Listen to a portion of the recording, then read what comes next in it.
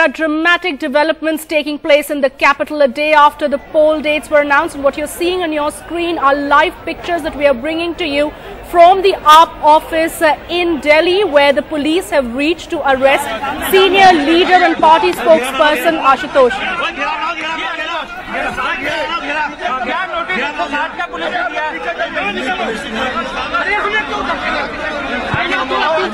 मुझे एक नोटिस दिया है, उन्होंने कहा है कि मैं पार्लियामेंट स्ट्रीट में पहुंचूं और इनके इन्वेस्टिगेशन के लिए वो मुझे चाहिए। मैंने कहा है कि मैं कानून मानने वाला भारत का नागरिक हूं और लॉ अबाइडिंग सिटीजन हूं। पुलिस ने अगर मुझे बुलाया है और वो पुलिस कह रही है कि मैं इन्वेस्टिगेशन उनका सहयोग करूं, तो मैं इन्वेस्टिगेशन में सहयोग करने के लिए जा रहा हूं उनके साथ। मैं अपने तमाम वॉलंटियर्स के साथ ये रिक्वेस्ट करना चाहता हूं, किसी भी तरीके का शोर शराबा, किसी भी तरीके का हंगामा, किसी तरीके का हड़कंप यहाँ नहीं होना चाहिए। हम अहिंसावादी, गांधीवादी विचारधारा के मानने वाले लोग हैं और हम किसी भी तरीके की हिंसा में यकीन नहीं रखते हैं। ये पुलिस वाले भी इस देश के नागरिक हैं, कानून का पालन कराना इनका काम है। इनके साथ किसी भी तरीके की बदतमीजी नहीं होनी चाहिए और अगर एक भी कार्यकर्ता अगर इस तरीके से हरकत में पाया गया तो उसके खिलाफ पार्टी खड़ी से खड़ी कार्रवाई करेगी। मैं चाहता हूं कि शांतिपूर्वक तरीके से यहाँ पे सब लोग अब अपने अपने घरों की तरफ जाएं।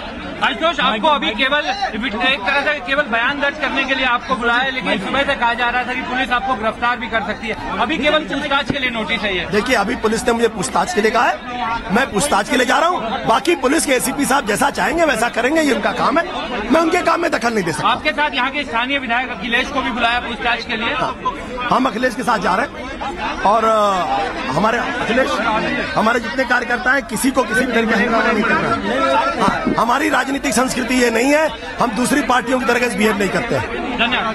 आप देख सकते हैं कि पुलिस अब यहाँ पर आ रही है, एसीपी दिल्ली पुलिस के AAP spokesperson Ashutosh there emerging from the AAP office in North Delhi, where he is saying he is going.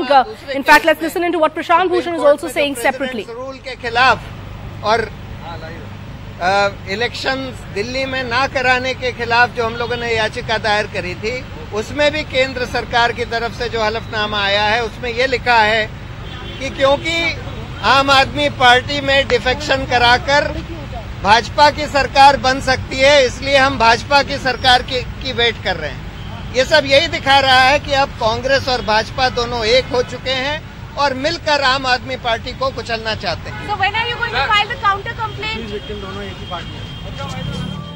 All right, let me go back to the pictures that are coming live from the AAP office in Delhi, where Ashutosh just spoke. In fact, NDTV Siddharth Pandey is right there. We will go across to Siddharth in just a moment. But senior leader and spokesperson of the Aam Aadmi Party, Ashutosh, just addressing the media, saying he is going across 4 investigations and to file a statement, and that he's been called by the police to investigate into yesterday's violence. Also, at the same time, requesting his party workers not to indulge in violence of any sort, saying that they should all go back home peacefully and not resort to any sort of violence. Ashutosh there saying, confirming that he is going across to the police station as he's been called to register his statement as well as for investigation into yesterday's violence that injured nearly 30 people in the capital.